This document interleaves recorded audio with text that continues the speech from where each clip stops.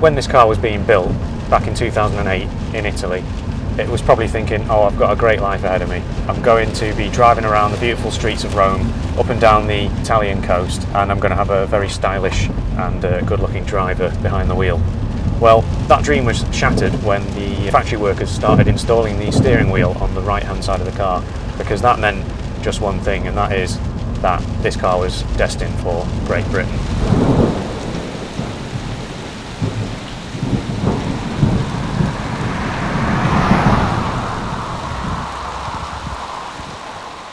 The Alfa Romeo 147, it was designed to go up against cars like the Volkswagen Golf, Ford Focus, the Vauxhall Astra. It came out way back in 2000 and they built it right through till 2010. When it was still being sold in 2010, it was one of the very oldest design cars that you could buy. And they sold over 650,000 of them, but if you live in the UK, you wouldn't realise that because you don't see them anywhere, and right now for sale on Auto Trader there's about 20 of them. Looks are subjective, but I don't think anyone could look at this car and think it's boring looking or bland. It's very nicely styled, as you would expect from the Italians. It's a pretty car on the outside and it's a pretty car on the inside as well, and it feels quite special.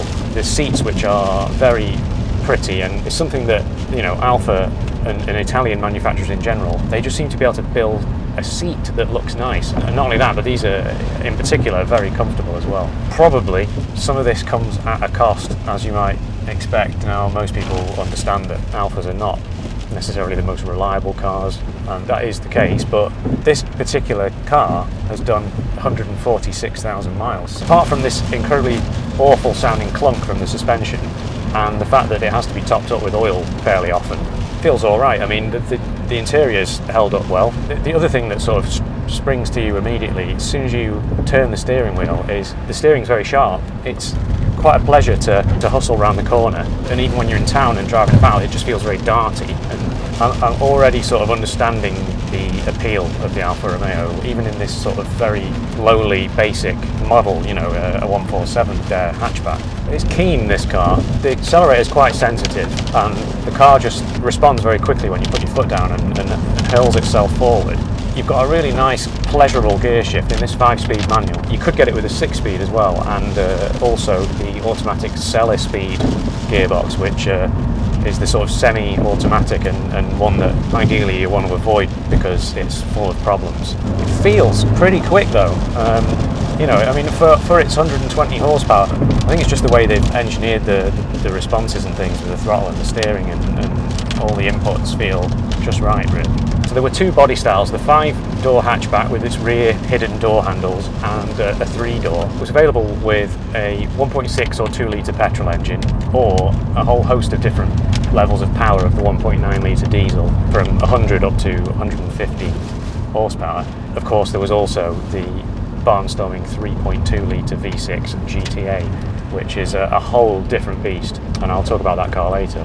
In 2004, they facelifted the 147 and they sort of gave it a much more meaner looking, wider headlights and grille and so on. And the whole car actually does look better in my opinion. Now, any Alfa Romeo 147 was reasonably well equipped, even the very base models. They all had air conditioning and they all had ABS anti-lock brakes. This particular car is the Collezione Special Edition, which they only sold around 2008-2009. It's well spec'd, it's got leather interior and lots of equipment. It's got that sort of nice bright white coloured paint with the black roof and the black door mirrors. It has lowered suspension. Given that this car has the lowered suspension, it feels not too bad. It's not a really firm ride.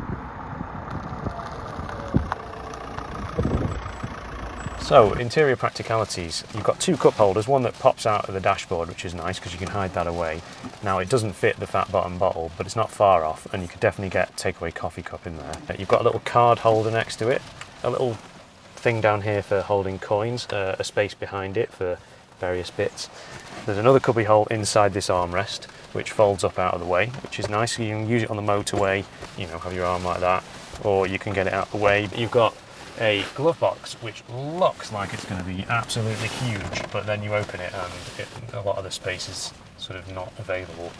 The side pockets, it's got them, but you're not going to fit the fat barn bottle in there. The air vents on the right and left hand side, they are quite pleasurable to use. They've got a very smooth action on them, and they spin 360 degrees all the way around. The wheel can be adjusted up and down and pulled out as well, which is definitely not a given on cars these days. The seats are, as I say, very comfortable. You can't adjust the lumbar, but you can move them up and down manually, like with the sort of pumpy handle. Generally speaking, it is actually quite practical in here. On these dials in front of you, you've got little bits of Italian. You've got aqua degrees C for your engine temperature. Then the RPM is giri or giri times 1000. It is now time to ask Backseat JJ what he thinks of the back of the Alfa Romeo 147.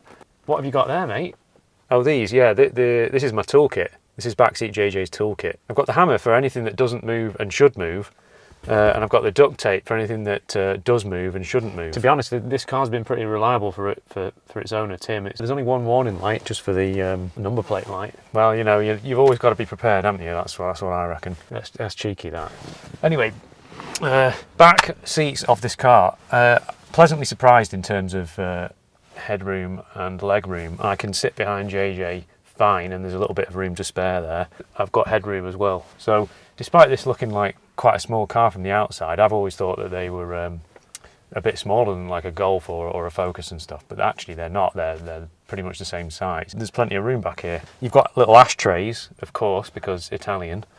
You've got the same nice little vent at the back here for the climate. Electric windows, 60/40 split, but no armrest. All right, thank you. Thanks for that.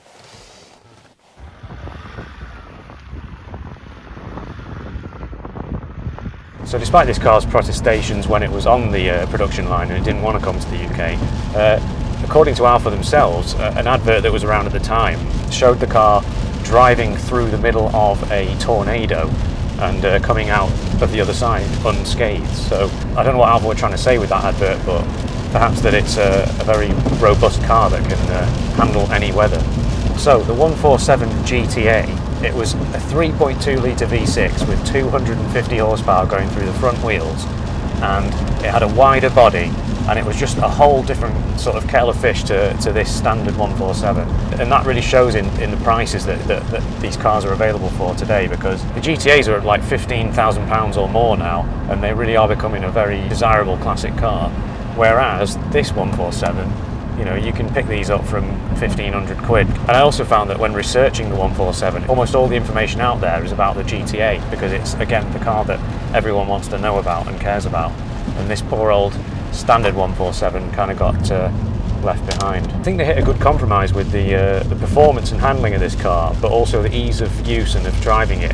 The journalists at the time were talking about how the car had very light steering, and although it was pretty good to drive, it wasn't amazing. And I just think that Alfa they needed to make a car that was easy and simple to drive for your average person who's going to buy this car, but also it's fun when it needs to be, and I think they hit a good sort of compromise there.